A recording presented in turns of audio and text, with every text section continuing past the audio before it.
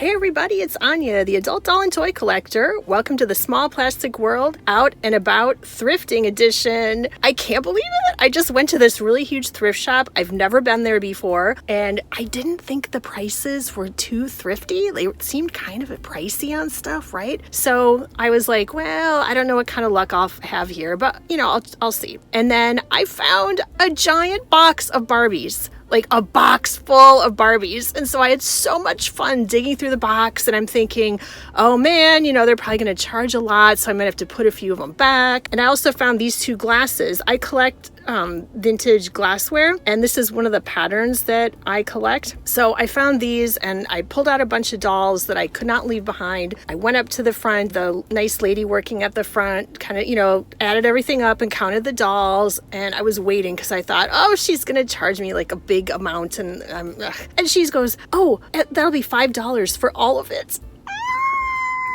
I couldn't have paid her faster. I was freaking out. You will not believe what is in this bag. And I'm just really, really psyched that I got such a good deal. Hi again. I am back home and I have calmed down quite a bit, but I'm still really, really psyched about this thrift haul. And I'm going to be honest with all of you, I love thrifting dolls, but I am terrified of getting bed bugs. So what I'm going to do is keep the dolls out in the car for a couple days now that it's hot outside in the summer. So it'll be hot and it will kill anything that I would rather not have inside my home before I bring them inside and clean them up. But I didn't want to wait to show you the 8 dolls that I got, and there are only 2 of them that I know for sure who they are. So I'm going to ask your help to help me figure out who all the dolls are. One other note, I don't have a problem with doll nudity. I know some people do, and none of these dolls has any clothes, so just keep that in mind. So let's get started. First up is a 1970s era Darcy doll by Kenner. I cannot believe it. Oh, I never had this doll when I was a kid, and I actually had a secondhand Darcy that I got a few years ago, but she wasn't in very good shape, and I ended up letting her go. And so I was very, very pleased to see this girl because she is in great condition. The dolls have jointed wrists, so sometimes their hands are missing. Her bend and click knees still work, and her hair isn't cut, so she'll be pretty easy to just clean up and dress. I'm very excited to have this doll in such a good condition in my collection. Doll number 2 is obviously a Kira doll, and she's got very dramatic eye makeup, and she still has her earrings. Now, I don't know which Kira this is, so if you recognize these earrings and please comment and let me know. This poor doll is not in very good shape, like the Darcy doll, though you see her legs are super loose and they're practically falling off. I'm not sure what I might be able to do about that. She still has her original ring, which matches the earrings, so that's cool. And her hair looks pretty wild. I'm actually hoping just like a good shampoo and some conditioner will fix it. Fingers crossed.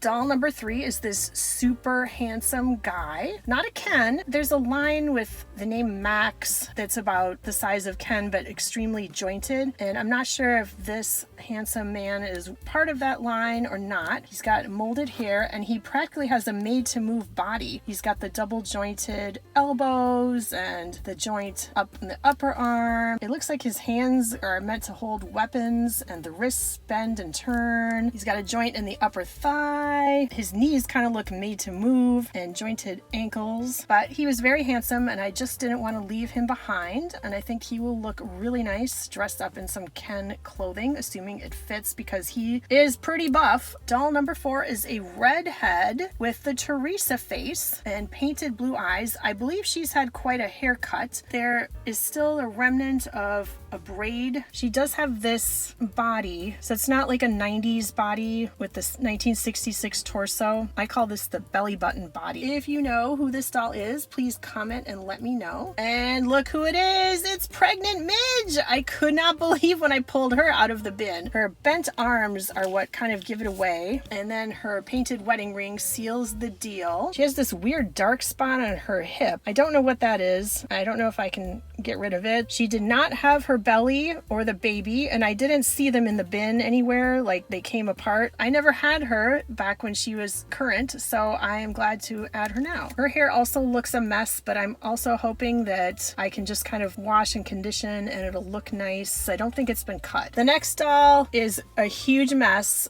This poor doll looks like she belongs in Beyond the Doll Room's Bin of Doom. I don't know exactly which doll she is. She's definitely a vintage doll. Her face is a complete mess. It looks terrible. She's got these pearl earrings. Hopefully they come out and I'll be able to coat them with clear nail polish so they don't cause green ear. In fact, I'm surprised they haven't caused green ear. She does have underpants, but no other clothes, and she's got this button on her belly, and it has something to do with this, and I believe she has a growing hair feature. You can see this one long piece of hair is much longer, so I suspect that you can, pull it out or put it back in, but I don't know if the mechanism still works. She doesn't have markings on the back of her head, and I don't see any markings anywhere else on her body. She does have hard plastic legs, and her arms look a lot like Barbie's arms. I am not sure. If you know who this doll is, please comment and let me know. Next, we have another Teresa. This one is vintage. She's got bangs and brown hair. She's got painted kind of green eyes with eyeshadow. She has this floral hairband that's still kajinkered into her head, which makes me think it's original to her. So I'm guessing from her body with the 1966 torso and the palms to rear straight arms that she might have been a bathing suit doll. So if you know which line this Teresa is from, please comment and let me know. She's got earrings on. I assume they're original. She did not have a ring, and her hair looks decent. Just needs a conditioner, I'm hoping, but it's nice to have a vintage Teresa back in the collection. And last but not least, we've got this doll. This doll is kind of a mystery. I'm not sure if her hair is cut. The back of her head is marked made in China for BIKIN, copyright